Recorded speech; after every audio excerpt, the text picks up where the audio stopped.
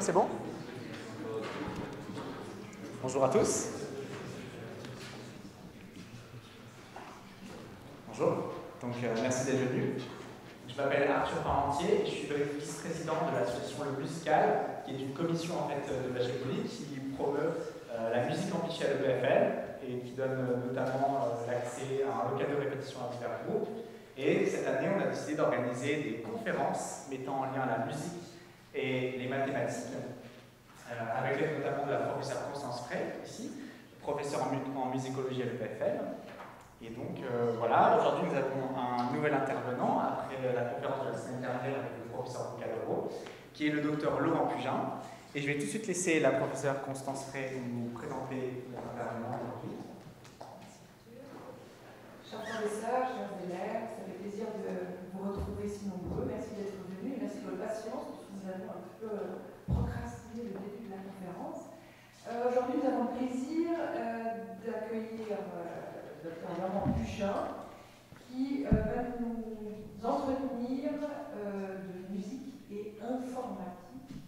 L'étiquette posée aux deux conférences est un petit peu modifiée. On reste dans les sciences, mais on s'intéresse au rapport entre informatique et musique. D'ailleurs, nous avons décidé que la prochaine série de conférences s'intitulera plutôt Musique et sciences, comme ça je vous laisserai la liberté de papillonner dans tous les domaines. Le docteur Laurent Pugin a une triple formation. Non seulement il est informaticien, mais aussi musicologue et musicien, altiste. Donc on peut se réjouir de pouvoir conjuguer trois disciplines aussi savantes. Sa formation a été réalisée à l'Université de Genève. Il s'est spécialisé dans des domaines variés comme la philologie, l'histoire de la notation musicale ou les questions de bibliographie musicale. Et puis effectivement aussi dans les sciences dures, donc traitement d'image, donc les technologies liées au traitement des sources musicales, comme vous allez voir aujourd'hui. Suite à ses études à l'Université de Genève et son doctorat, Laurent Pugin a été invité dans deux universités de prestige, McGill à Montréal et puis Stanford en Californie.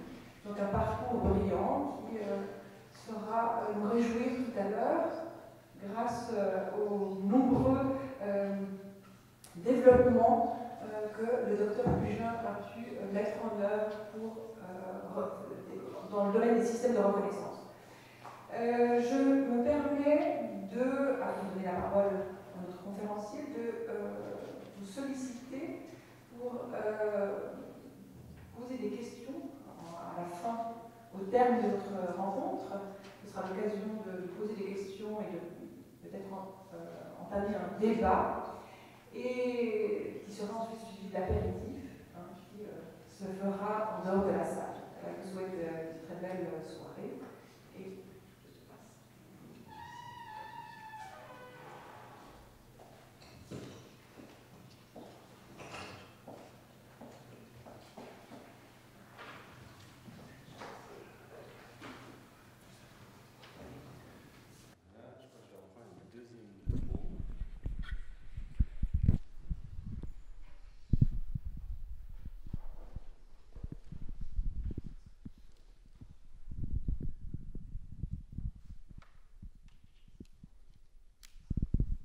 Voilà, donc bonsoir à tous. Merci Constance pour cette invitation. C'est un grand plaisir d'être ici.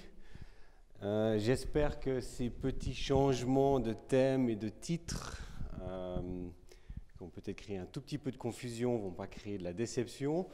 De toute manière, ma présentation sera quand même très générale. Donc je ne vais pas me concentrer sur un ou l'autre problème informatique spécifiquement, mais plutôt de voir quelques questions liées à la représentation de la musique et donc de l'utilisation de cette représentation dans des domaines informatiques qui impliquent évidemment aussi des structures mathématiques. Donc, je n'ai pas eu la chance d'avoir été là la semaine passée. Pour ceux qui étaient là, j'imagine que vous avez eu une très belle présentation de professeur Bocadoro sur le lien très intime mais très solide qu'a la musique avec les mathématiques. Aujourd'hui, comme je l'ai dit, on va prendre un petit peu de distance et voir ça sous un autre angle. Et on pourrait dire que le thème de cette présentation sera celui de la musicologie computationnelle. C'est un peu le thème qu'on utilise. Alors, avant de définir ça, j'aimerais vous mettre un petit diagramme. Je ne sais pas si vous arrivez à lire, je me rends compte que c'est très petit. Mais enfin, c'est un schéma qui représente un logiciel de détection de plagiat. J'espère pour vous que vous n'avez jamais eu affaire à ça. Mais en gros, ceci pour illustrer des techniques qu'on a en linguistique, qu'on utilise en linguistique, donc des techniques d'analyse du langage, qui permettent de mettre en évidence des similarités ou même des liens d'identité de deux textes. Et donc, ça, c'est le genre d'outil que la linguistique computationnelle a permis de développer et qui est utilisé ici tous les jours dans votre école pour éviter que vous preniez de mauvaises habitudes. Alors, ces outils, ils ont pu être développés parce que le langage, le texte, est composé d'un certain nombre d'éléments qu'on peut lister ici. Ce n'est pas exhaustif, mais en gros, il y a quand même une constance dans ces données, c'est-à-dire qu'on a des lettres dans un premier lieu, ensuite des dictionnaires de mots. On peut aussi avoir des dictionnaires de synonymes, puisque ces logiciels sont capables de détecter quand un texte a été copié et traduit. Et puis une série de symboles relativement restreints, de ponctuation et finalement des règles de grammaire. Donc, voilà un petit peu pour poser très simplement la linguistique musicale. Maintenant, qu'en est-il de la musicologie, la linguistique computationnelle, qu'en est-il de la musicologie computationnelle? C'est une branche qui est finalement assez ancienne, en tout cas quand on parle d'informatique. Je vous provoque un tout petit peu ici en vous mettant un bout de papier, donc une carte perforée, qui illustre un des premiers projets. Donc on a commencé à faire ce genre de choses dans les années 50. Ça illustre ici un projet qui était un projet phare des années 60, basé à Princeton, qui s'est intéressé à l'œuvre de Josquin des Prés, donc compositeur de la Renaissance. Et l'idée de ce projet était de coder sous forme de carte perforée l'ensemble de l'œuvre de ce compositeur, avec pour idée de pouvoir analyser le contrepoint, avec l'idée de pouvoir éventuellement attribuer des œuvres qui ne seraient pas de Josquin. Josquin était un compositeur très populaire, donc beaucoup de compositeurs se sont un petit peu attribué son nom, ont essayé de faire passer des œuvres sous son nom. Donc il y a encore des doutes d'attribution, on n'est pas toujours sûr que c'est bien Josquin.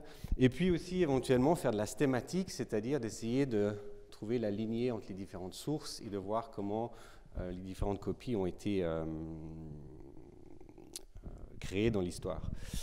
C'est un des premiers projets, c'est aussi un des projets qui est devenu tristement célèbre dans la mesure où toutes ces cartes perforées ont disparu. Elles étaient dans une armoire quelque part, on ne sait pas où elles sont. Et donc c'est aussi un des projets qui a posé pour la première fois dans le domaine de la musicologie computationnelle les questions de préservation digitale, même si c'était simplement des bouts de papier. Voilà un petit peu pour l'historique. Dans les années 2000, je ne vais pas vous faire toute l'histoire, je saute directement dans les années 2000, il y a une société qui s'est créée, tout d'abord sous la forme d'un simple symposium, ISMIR, donc International Symposium for Music Information Retrieval, qui est devenu par la suite une société. Et donc dans les années 2000, c'est un peu une communauté de chercheurs qui a décidé de se réunir de façon à définir, si on peut dire, des méthodes et des outils spécifiques pour le traitement de l'information musicale. On se rendait bien compte que ça ne marchait pas très bien avec les outils classiques et il fallait réfléchir à des représentations et des outils qui permettent de faire des choses comme on le faisait par exemple en linguistique, mais spécifiquement pour la musique. Au départ, c'était essentiellement des bibliothécaires, quelques musicologues, et puis très rapidement, ce domaine a attiré beaucoup d'ingénieurs, notamment avec les projets de numérisation, qui ont mis à disposition des grandes quantités de sources audio. Ça a aussi attiré pas mal d'industries qui étaient intéressées, notamment avec des outils comme les développements d'outils de karaoké ou de reconnaissance de paroles, de lyriques sur les chansons, etc. Et puis, petit à petit, il y a aussi d'autres communautés qui se sont greffées, des chercheurs qui travaillent dans les sciences cognitives. C'est un petit peu maintenant la direction que prend cette communauté, qui est très active et toujours très spécialisée dans différents domaines liés au traitement de l'information musicale. Il y a un autre site que je mets en dessous qui s'appelle Mirex, qui est en fait une plateforme qui s'est développée à partir de 2005 environ. Et là, c'était aussi inspiré de recherches en linguistique. L'idée était de mettre à disposition des chercheurs des outils pour évaluer, parce que c'est toujours bien d'arriver à une conférence ou à une présentation et de dire « Ah, ma solution fonctionne à 99%, c'est fantastique », mais comment la comparer avec une autre? Donc cette communauté a aussi mis en place des outils d'évaluation qui est défini par les chercheurs, pour évaluer les différents algorithmes en partageant aussi des ensembles de données. Donc ça, c'est toujours quelque chose qui est actif et qui a lieu encore chaque année maintenant. Très rapidement, je vous mets ici, j'ai mis un peu les axes que cette communauté a. On remarquera dans la méthodologie les aspects juridiques. Évidemment, quand on partage les fichiers musicaux, il y a beaucoup d'enjeux liés aux droits d'auteur. Beaucoup de domaines qu'on retrouve ailleurs dans les Digital Humanities, par exemple Linked Data. On peut aussi relever, alors après des choses plus spécifiques à la musique, Melody, motive, harmony, chords, tonality, rhythm, tempo, etc. C'est là vraiment le cœur de ces recherches.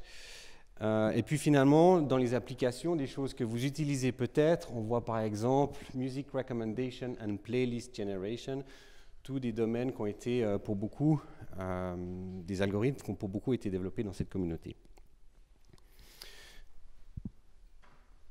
Il y a une étape assez importante alors il y a évidemment différents problèmes, différentes tâches qui sont définies notamment dans ce groupe Mirex. J'en ai mis une ici qui a été très importante à mon sens, c'est quand on a défini une problématique qui est celle du cover song identification. Et donc l'idée ici, c'était pas d'arriver à faire ce qu'on faisait beaucoup tout au début, c'est du genre classification, donc classifier des genres musicaux, mais sur des choses qui sont finalement pas très bien définies. Et cette tâche a permis, dans cette tâche qui consiste à essayer de reconnaître une pièce qui peut être similaire, mais qui peut être soit un arrangement, donc potentiellement une tonalité différente, ou un autre instrument, ou des paroles différentes, et essayer quand même, dans un ensemble de données, d'arriver à les identifier comme étant similaires. Ce qui a été intéressant, c'est évidemment que ça a permis de poser une question sur le concept de similarité, quelque chose qui n'est pas évident et qui est fondamental dans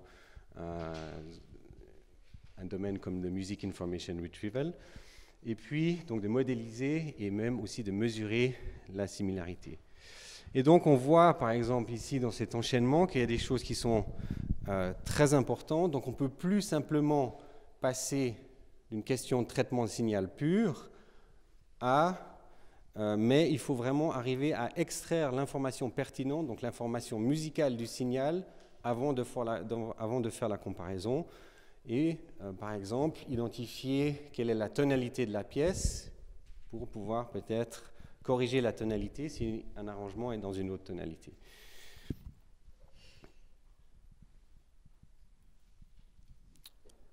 Rapidement aussi, traditionnellement, les types de données, ça c'est évidemment très variable. Dans un premier temps, on a beaucoup travaillé avec les métadonnées.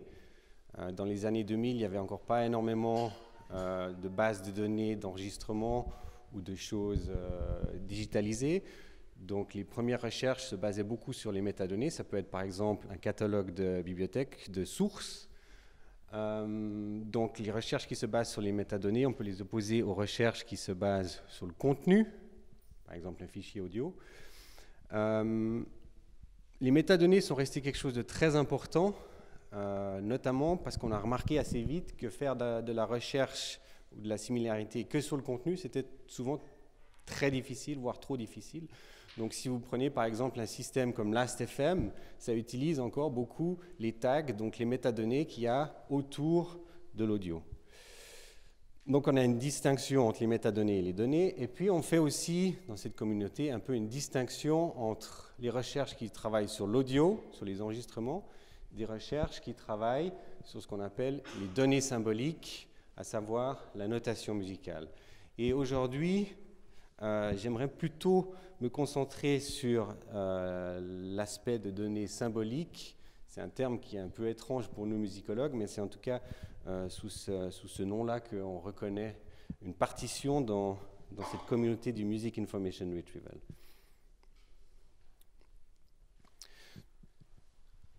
Donc, comment traiter une information d'une partition? Il y a un projet assez récent à McGill qui a permis d'analyser une grande base de données. Ce projet s'appelle ELVIS, pour Electronic Locator of Vertical Interval Successions. Et c'était un projet à la base Dig into Data. C'est des projets un peu, qu'on peut dire, de big data. L'ensemble, c'est d'utiliser une grande quantité de données et de résoudre un problème dans un domaine spécifique.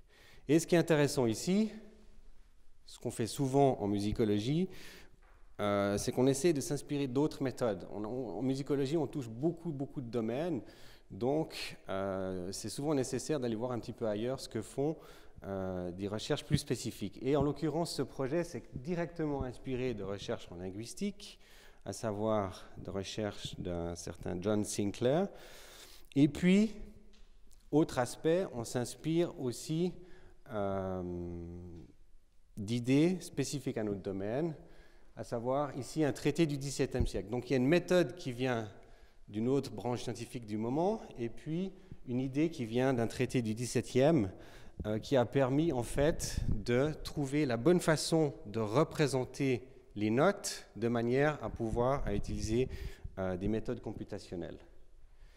Donc le problème ici, il est de comment trouver, l'approche de Sinclair est de dire comment trouver l'unité qui est le plus souvent répétée dans un large corpus, par exemple dans un texte, pour nous dans une base de données de partition, d'où la nécessité de déterminer l'unité analogue à ce qui serait, comme on l'a vu, soit une lettre, soit un mot, soit une phrase, ce qu'on utilise en linguistique computationnelle. Et donc, ce projet a, on peut dire, eu l'idée, s'est inspiré d'un traité de Tinctoris, le Liber de Arte Contrapuncti de 1477, où en fait, où Tinctoris définit ce qu'on peut transcrire sous forme de n-grammes, ici un trigramme, à savoir que le contrepoint est une succession, est d'abord un intervalle vertical, et puis on peut le coder très simplement en codant l'intervalle horizontal, ici -2 pour une seconde qui descend, et puis l'intervalle final. Donc un simple trigramme permet de coder un enchaînement vertical. Et c'est ce petit truc, si vous voulez, qui a permis de faire le lien entre une méthode linguistique et notre corpus de notes qu'on aimerait analyser. Donc là, on a deux exemples, un bigramme, donc 2 intervalles qui sont codés avec 3 chiffres, ou 3 intervalles, un n-gramme, donc un trigramme, qui est codé donc avec 5 chiffres. L'intervalle de départ, l'intervalle mélodique à la basse, et puis l'intervalle final. Et donc, ce qui est assez intéressant ici, c'est qu'avec un codage aussi simple qui permet de bien représenter à la fois la mélodie et l'harmonie, on peut identifier quels sont, par exemple, les motifs les plus utilisés à travers une époque, ou on peut, par exemple, identifier les changements stylistiques à l'intérieur d'une période. Et on voit ici qu'on arrive assez bien à classifier ou à faire la différence entre des compositeurs qui sont relativement proches au niveau des générations, puisqu'on a Ockeghem, donc 1440-1585, Josquin, 1485-1521, et puis Palestrina, 1540-1585. Donc, sur une période finalement assez restreinte, on peut très bien classifier différents compositeurs avec la possibilité de faire ce qui était imaginé par ce projet Josquin dans les années 60, vérifier des attributions ou identifier éventuellement des compositeurs. Pardon. Et les questions, on peut aussi après essayer de poser différentes questions. Quelle est la séquence qui est la plus longue, qui est répétée dans un corpus, ou combien de fois chaque motif est répété, etc. Voilà. Donc ça vous donne un bon exemple de comment on peut, en représentant de façon judicieuse et appropriée l'information musicale, on peut utiliser différentes méthodes. Maintenant, on voit ici que ça marche pour des cas relativement simples de notation, puisque c'est simplement des intervalles successifs. On est en droit de se demander quelles sont les possibilités avec d'autres types de partitions. Je n'ai pas l'intention ici de vous faire un cours sur la notation musicale, ça serait évidemment beaucoup trop long.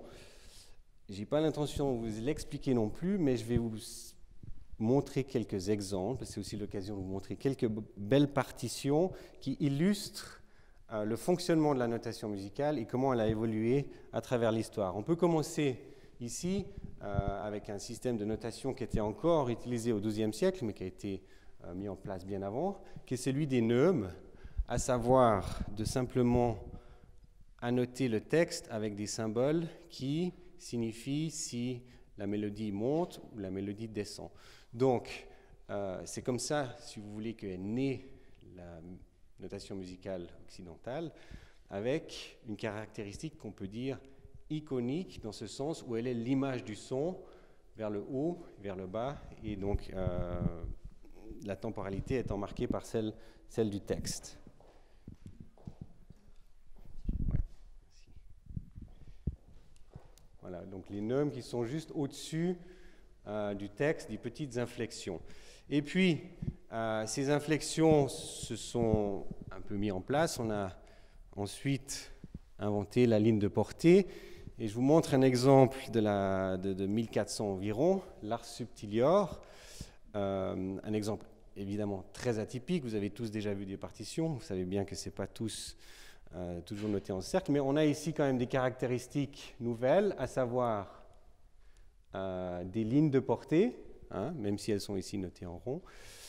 On a ici des symboles qui sont assemblés selon des règles, à savoir des modes rythmiques qui permettent de déterminer le rythme. Et puis, autre chose qu'on a très souvent dans les sources musicales, des indications sur comment lire cette notation. Les compositeurs ont sans cesse réinventé la notation musicale et, dans certains cas, notamment comme dans les cas qui sont un peu extrêmes, si on veut, c'est trouver la nécessité d'expliquer au lecteur comment lire cette partition. Et ici, ce cercle-là indique comment lire le canon. On a un canon, une voix au centre, une deuxième voix autour, et un canon avec la deuxième voix autour, et c'est indiqué ici.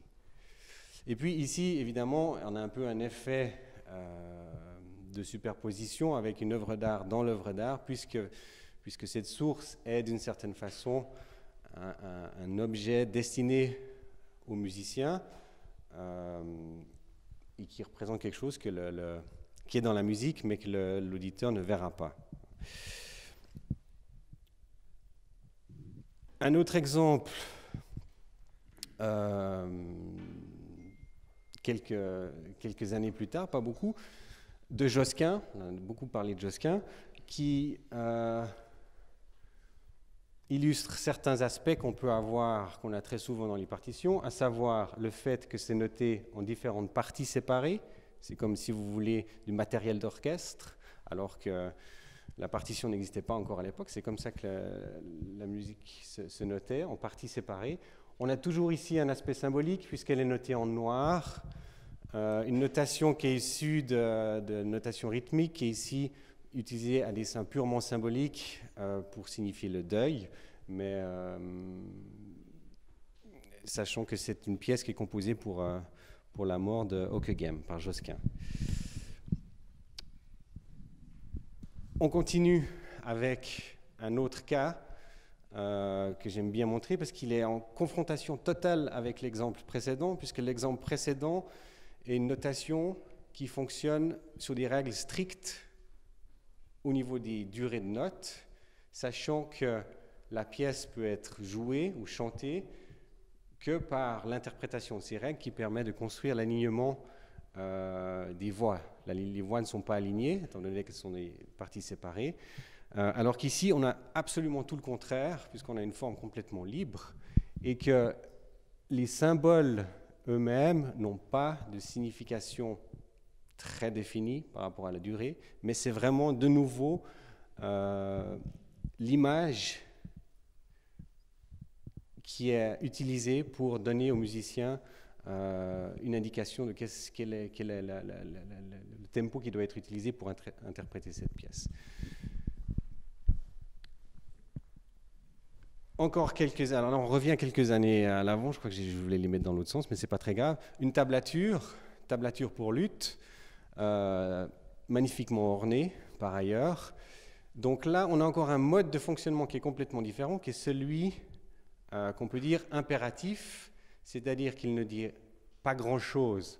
Alors c'est un peu mixte parce qu'il y a quand même des indications de durée en haut, mais l'idée, elle est de montrer comment le musicien doit poser ses doigts sur l'instrument, donc un mode qu'on peut dire impératif, même si il y a une certaine analogie entre les lignes qu'on voit ici et les portées, même si les lignes ici représentent les cordes de l'instrument. Donc vous voyez des modes de fonctionnement extrêmement différents. Si on compare, si vous réfléchissez à ce qu'on a avec du texte, vous prenez un texte de cette même période, du XVIe siècle, vous n'aurez pas de problème à le lire. Il y aura évidemment un vocabulaire un peu différent, une grammaire un peu différente, mais sur le fonctionnement même du texte, il n'y a pas eu de révolution majeure, alors qu'en notation, on a différentes directions, différentes possibilités, et chaque époque, chaque compositeur peut inventer et adapter un système qui est complètement ouvert. Un dernier exemple, un autographe de Mozart, une esquisse de sa symphonie concertante pour alto et violon, et quelque chose d'un peu atypique ici, probablement difficile à lire, mais on a toutes les voix. C'est une symphonie en si bémol majeur, et une voix qui est notée dans une tonalité différente. C'est un petit peu technique, mais l'idée ici, c'est que l'instrument doit être accordé différemment. Donc on a un mélange de types de notation, puisque en fait, finalement, cette scordature fonctionne comme une tablature, donc dans un mode impératif. Ce qu'on voit sur la partition n'est pas ce qu'on entend, mais simplement une indication de comment poser les doigts sur l'instrument.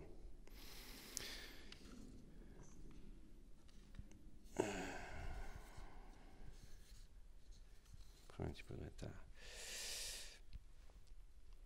Donc, vous voyez à travers ces exemples que finalement, la notation musicale, c'est une interface entre ce que le musicien imagine ou ce que le scribe entend pour les traditions des neumes et le musicien, et c'est une interface qui est extrêmement performante. Si on imagine toute la musique qu'on a réussi à préserver, qu'on écoute aujourd'hui grâce à cette interface finalement relativement simple, c'est écrit sur un bout de papier, et qui a permis de nous transmettre tout ce savoir et qui permet de jouer encore aujourd'hui des symphonies de Mozart ou des symphonies de Beethoven.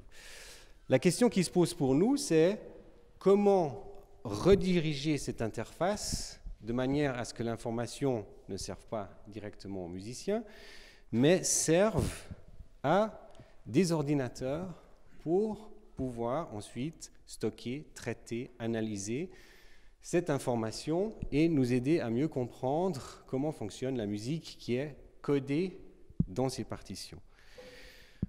Alors on a vu un cas relativement simple avec ces n-grammes qui fonctionnent assez bien, mais évidemment c'est très réducteur et c'est pas comme ça qu'on habituellement code les partitions.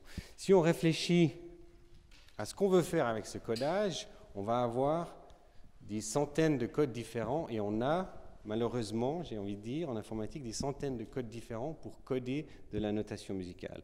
Et ça varie beaucoup selon qu'on veut faire de la gravure, donc être très précis sur la façon dont les notes sont représentées, si on veut faire quelque chose d'interactif, si on veut faire de la recherche d'informations, si on veut faire une simple description bibliographique au moyen de quelques notes, ce qu'on fait dans notre projet au RISM, sous forme d'incipit. Si on veut faire de l'analyse, l'information va être différente, on aura des codes différents. Si on veut faire de l'échange de données, on va se concentrer sur des choses plus précises. La synthèse sonore, pour vous donner quelques axes. Et tous ces axes, finalement, ont des sous-domaines et des sous-problèmes. Par exemple, si on prend la synthèse sonore, ou si on prend, par exemple, la gravure, est-ce qu'on veut faire quelque chose de scientifique, de dynamique, d'imprimé en ligne, etc. Donc ça a malheureusement, comme j'ai dit, au niveau de l'histoire informatique, dans l'histoire récente, donné lieu à énormément de codes différents auxquels on est confronté aujourd'hui. On peut les classer, si vous voulez, en différentes catégories. Les représentations ou les codes qui sont orientés vers les applications liées au son, au traitement du son. On a des applications qui sont très orientées vers la graphie, vers la notation, si vous voulez. Et puis, des codes qui sont orientés vers des applications orientées plutôt vers l'analyse. Alors, une façon assez simple, finalement, et claire de comprendre où se situe, dans quel domaine privilégie un code, c'est de regarder comment est codée la hauteur d'un son. Je ne sais pas si vous connaissez le format MIDI, mais il est très utilisé. C'est un format qui a été utilisé pour transmettre de l'information sonore entre les instruments. Typiquement, le format MIDI ne fait pas la distinction entre un Fa dièse et un Sol bémol. On a choisi ici d'optimiser, très souvent malheureusement lié à des questions de performance informatique. Ces codes sont anciens. Chaque bit était très important, donc on a choisi de ne pas faire la distinction entre les deux et de coder le Fa dièse avec un code 54. Donc ça, c'est pour les applications orientées son. Maintenant, les applications orientées graphie, elles ne vont pas faire la différence entre un Sol en clé de Sol ou un Si en clé de Fa. Ce qui est important, c'est de savoir sur quelle ligne la note se trouve. La hauteur sonore n'importe pas. Et puis, on a, alors je dirais dans les codes analytiques, qui sont maintenant ceux qui sont le plus utilisés, une information plus complète sur l'octave, la note et éventuellement les altérations. Donc ça donne ceci pour ceux qui connaissent un peu XML, j'imagine que c'est le cas de la plupart d'entre vous. Comment on peut coder une note? On va avoir un élément note avec pitch name B, octave 4, duration, durée 4. Et puis, si on rajoute un point, on code ça comme ça. Donc, vous voyez à quel point on parle ici en fait, de l'équivalent d'une lettre en Unicode. Donc, pour la musique, coder une note, ça signifie structurer, décomposer toute cette information et la décomposer de façon le plus riche possible, de manière à ne pas limiter le type d'application qui va utiliser ces données. Et donc ça, c'est un code tel qu'il est défini par la MEI, donc Music Encoding Initiative, qui s'est inspiré de la TEI, un projet similaire pour le texte, qui vise à définir un format, on peut dire standard, complet, pour représenter des partitions de manière à les utiliser dans différents types d'applications. Et donc, c'est un format qui est maintenant utilisé, recommandé par la Library of Congress, qui est utilisé dans un grand nombre de projets, tant les catalogues, qui est utilisé dans les éditions digitales, qui est utilisé pour l'analyse, le retrieval, ce qu'on vient de voir, mais aussi pour l'archivage à long terme. Si vous produisez des données, c'est important de savoir qu'elles pourront être utilisées dans plusieurs années. Ce qui est important ici, et ce qui distingue la MEI d'autres formats, comme par exemple Music XML, si vous connaissez ça, c'est que c'est un format qui est défini par une communauté. Ce n'est pas une personne ou une entreprise qui a défini un standard, mais c'est vraiment une collaboration d'experts de différents domaines, différents types de répertoires qui s'est mis ensemble ou qui se met ensemble pour définir ce standard. Et c'est aussi important dans la mesure où le résultat, ce n'est pas un format de fichier, ce n'est pas un format d'échange, mais c'est vraiment un modèle qui représente aussi bien que possible la notation musicale. Donc on a vu des cas très simples. Si on réfléchit un petit peu, on ne va pas aller dans le détail, mais on peut lister toute une série de complications qui vont aller bien au-delà de simplement la hauteur ou la durée, mais j'ai listé ici un peu en vrac. Octava bassa, comment représenter ça?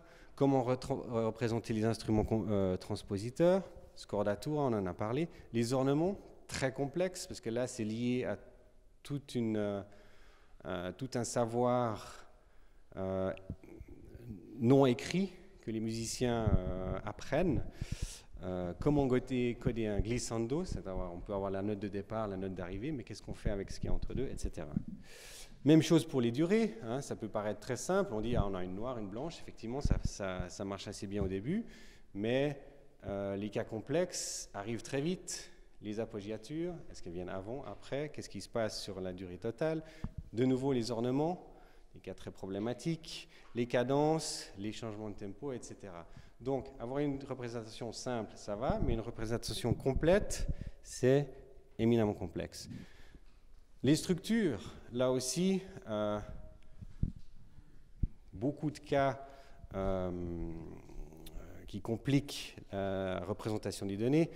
Les reprises, par exemple, comment est-ce qu'on les représente quand on les code? Prima, seconda volta, coda, ossia, etc. Vous avez un peu compris les lignes de réflexion. Les reprises, par exemple, si vous développez une application qui veut aligner un fichier audio et une partition, évidemment, ça va être un élément déterminant, puisque votre codage devra être assez riche pour que votre outil puisse comprendre qu'il y a une reprise et qu'il faut que la première partie est jouée deux fois.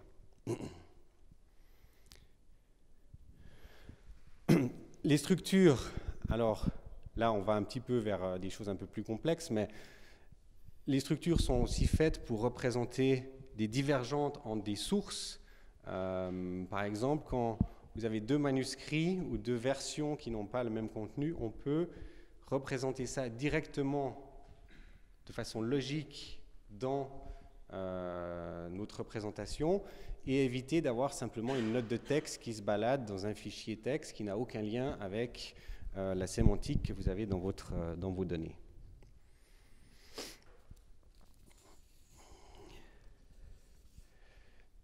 Donc, on peut dire que le texte est monodimensionnel, donc plus simple à traiter que la notation. On peut dire que la nature structurelle de la notation musicale la rend difficile à représenter et à traiter. J'ai illustré ça ici avec un outil de comparaison de texte qu'on utilise probablement tous assez souvent, par exemple pour comparer deux versions, que ce soit un fichier, même un fichier Word. Si vous voulez faire quelque chose de similaire avec une partition, de par la nature bidimensionnelle de la notation, ça va être beaucoup plus complexe. Et puis on peut dire que lire ou reconnaître la notation musicale, c'est un procédé qui permet de passer de ce domaine graphique, des symboles structurés, mais graphiques, des symboles simples, à un système logique tel qu'on a essayé de le définir. Donc, par exemple, si je dis que ça, c'est un Do, ça admet que j'ai, dans un premier temps, identifié qu'il y a une clé de Sol, et puis je peux aussi me poser la question de est-ce que c'est mieux de représenter directement le fait qu'il y a un dièse, sachant qu'on a un dièse à la clé, ou de ne pas le faire et de laisser les outils, les algorithmes le détecter.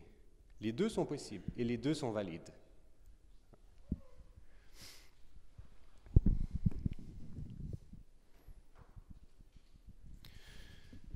Donc pour poursuivre un petit peu dans l'idée de processus de codage ou de transformation, on peut dire que toute représentation, telle qu'on l'a un peu vue, se situe dans une zone intermédiaire où on a eu un processus d'interprétation, un processus d'analyse qui va de ce domaine graphique à ce domaine logique, et on peut se situer à différents niveaux dans cette zone qu'on peut dire grise ou intermédiaire. Et donc, typiquement, le format graphique qui spécifiait simplement la ligne sur laquelle se trouve la note, mais il reste de ce côté, sachant que le but, c'est de reproduire cette notation. Donc, il n'y a aucune raison d'aller plus loin dans l'interprétation et de dire c'est un Do ou c'est un Sol, sachant que la seule chose qu'on veut faire, c'est retranscrire cette note. À l'inverse, si on veut utiliser ça pour faire du traitement de son, eh bien, qu'on ait perdu la distinction entre un Sol et un Fa dièse et un Sol bémol, pas d'importance, puis de toute façon, on reste dans ce domaine. Donc, je vais un tout petit peu rapidement, mais on peut se dire, la question fondamentale, c'est quel est le but poursuivi par ce codage, quelle est l'application type, où est-ce qu'on se situe dans cette zone. Ce que j'ai illustré avant avec le Do dièse, comment est-ce qu'on peut définir ce qui doit être laissé à des outils, des algorithmes, ou est-ce qu'il doit être défini dans le codage. Et puis, il y a aussi des pratiques ou des traditions qui nous sont venues dans la façon de représenter ça, qu'on peut peut-être remettre en question. Et étant donné l'heure, je vais passer un tout petit peu rapidement, parce que c'est aussi un tout petit peu spécifique, mais si vous voulez, dans les très grandes lignes, la notation de la Renaissance était par défaut ternaire. C'est seulement après coup que la musique et la notation est devenue binaire par défaut, et c'est quelque chose qui nous est hérité dans la façon dont on représente généralement ces divisions, puisque la pratique est un peu de les coder, alors qu'on peut relativement facilement éviter de coder les valeurs de façon définitive, mais laisser les outils interpréter les durées en fonction des signes de proportion qu'on a. Voilà. Je suis désolé, c'est un petit peu cryptique pour ceux qui ne connaissent pas la musique de la Renaissance, mais ça méritait quand même d'être relevé.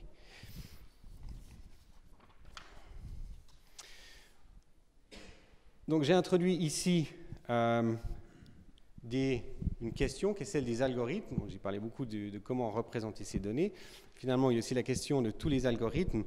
Il y a, je dirais, deux grands toolkits ou deux grands outils qui sont utilisés pour faire ce genre de recherche. D'une part, Humdrum, qui a été créé par David Huron et Craig Sapp. C'est un peu l'outil le plus ancien qui utilise essentiellement des lignes de commande et des expressions régulières. Et puis un autre, développé par le MIT, qui s'appelle Music 21, qui est écrit en Python et qui fait des choses à peu près similaires, mais qui a une interface peut-être un peu plus conviviale. Alors, quelques exemples de recherches qui ont été faites avec le toolkit Humdrum. Par exemple, comparer les règles de composition de Zarlino, Berardi et Nannino, par exemple. Investiguer les relations entre les accents et les syllabes dans le chant grégorien. Et puis, un autre exemple par David Huron, analyser les asymétries entre l'utilisation des crescendo et des décrescendo par les compositeurs. Et savoir, par exemple, est-ce que, si on prend, donc là, c'est plutôt l'idée de faire des analyses sur des grands corpus, c'est là que ça devient intéressant, une fois qu'on a des grands corpus, de voir si, par exemple, Beethoven utilise systématiquement un décrescendo une fois qu'il y a eu un crescendo, ou est-ce qu'on a une tendance à avoir plutôt des crescendo. Et là, il a pu démontrer que, globalement, il y a une tendance à utiliser plus de crescendo que des crescendo, notamment chez Beethoven, qu'il y a d'autres compositeurs comme Carl Nielsen, qui est, par contre, lui, assez égal, et qui va toujours faire correspondre un décrescendo à un crescendo. Vous pouvez voir ici, sur le site du projet Humdrum, certains problèmes. Par exemple, are German drinking song more likely to be in triple meter? Très bonne question. Je passe un petit peu parce que j'aimerais garder du temps pour les questions. Ces outils, finalement, c'est des outils de travail. Et comme je l'ai dit, c'est intéressant, ou c'est souvent intéressant quand on a une certaine masse de données qu'on ne pourrait pas ou difficilement traiter à la main. C'est là où ça change vraiment le travail du musicologue. Et très souvent, ce qu'on doit fournir avec, ou ce qu'on essaie de fournir avec, en tout cas de plus en plus souvent, c'est des bons outils de visualisation. Parce qu'on a des données de masse, de chiffres, on peut les mettre dans Excel et tout ça. Et ici, c'est un outil de visualisation pour illustrer des algorithmes de détection de tonalité. Par exemple, une fugue, la fugue 19 du clavier bien tempéré, et différents algorithmes de détection de tonalité. Détecter une tonalité dans un corpus codé de données, ce n'est pas trivial. Il y a énormément d'algorithmes qui ont été proposés et ils arrivent tous à des résultats similaires mais un peu différents. Et donc l'idée de cette représentation, c'est de dire en haut, on a la tonalité globale qui a été détectée et puis à chaque niveau de cette pyramide, la tonalité correspondant à la partie de la pièce qui a été analysée. Par exemple, ici, sur une sonate de Beethoven, on peut voir la tonalité de départ, l'évolution, le deuxième thème, etc., etc. Et ça permet de mieux comprendre, d'illustrer, de comparer les algorithmes, d'où la nécessité, comme illustré ici, d'avoir des bons algorithmes de visualisation. Un autre exemple de visualisation, ici des arcs qui illustrent les répétitions dans cette même fugue 19 du deuxième livre du clavier bien tempéré, avec au moins de 10 à 20 notes répétées. Et ce qui est intéressant ici, ce n'est pas illustré ici, c'est que maintenant on peut faire beaucoup de choses en ligne, donc on ajoute un effet dynamique à tous ces procédés, qui sont plus simplement des lignes de commande ou des outils d'analyse. On peut mettre les données à disposition des chercheurs, des musicologues, et les laisser interroger, visualiser les données selon le point de vue qui les intéresse. Ici, juste pour le petit clash historique, mais ces arcs ne sont pas sans rappeler le traité de Boès du 5e siècle, ici dans une version d'un imprimé de Venise à la British Library, juste pour le petit intermède. Donc l'idée maintenant pour la recherche ou pour ce qui se développe, c'est de dire comment utiliser ces données, comment utiliser ces outils de manière à mettre à disposition des chercheurs, des musiciens, la notation musicale dans un contexte complètement interactif qui ne se limite pas juste à une partition, mais qui donne un accès à ces données. Et c'est dans ce contexte-là qu'on essaye de développer des outils qui permettent d'interagir avec ces données. Ou si vous voulez, vous avez codé vos partitions, vous avez une masse de partitions codées. Le pas suivant, ce n'est pas simplement de produire une édition, mais c'est de fournir une visualisation de ces données par laquelle l'utilisateur peut interagir et aller dans l'autre direction, retourner vers les données et interroger ces données. Et ça c'est un prototype d'un outil qu'on développe qui s'appelle Verovio, qui est le nom d'un graveur de musique. Donc ça, c'est une partition codée qui est affichée dans un simple browser et qui va être en live complètement recalculée, ajustée en fonction de l'interaction de l'utilisateur. Donc là, par exemple, si on change le zoom, la partition s'ajuste. Si on change on peut naviguer d'une page à l'autre ou d'un écran à l'autre, si vous voulez. Et puis, si on change la taille de l'écran, on a une interaction complète avec la partition comme on n'a jamais pu avoir avec du papier.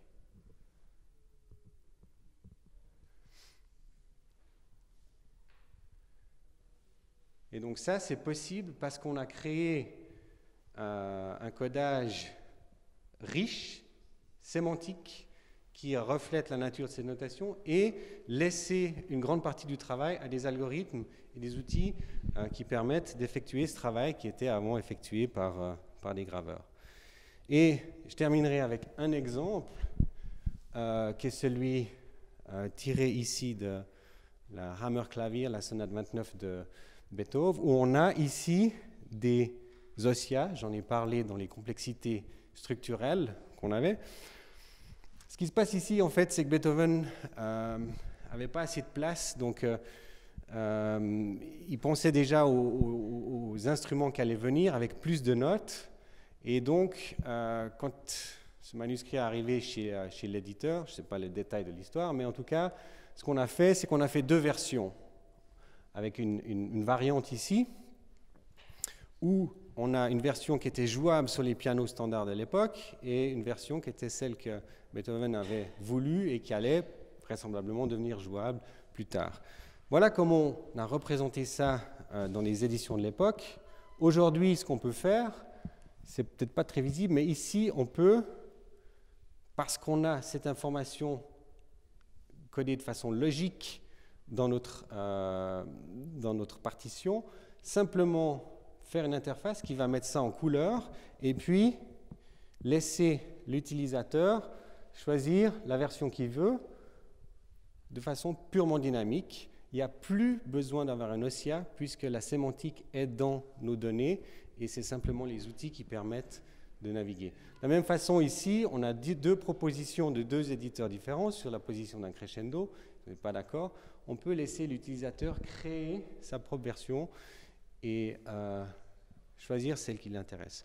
Et donc, on voit que grâce à ces données qu'on crée, grâce à ces outils, on peut transformer l'idée d'interface, qui est la notation, en lui donnant une dimension supplémentaire et en imaginant des nouveaux outils avec des liens qui vont soit vers des fichiers audio, soit vers des outils d'analyse, etc., etc.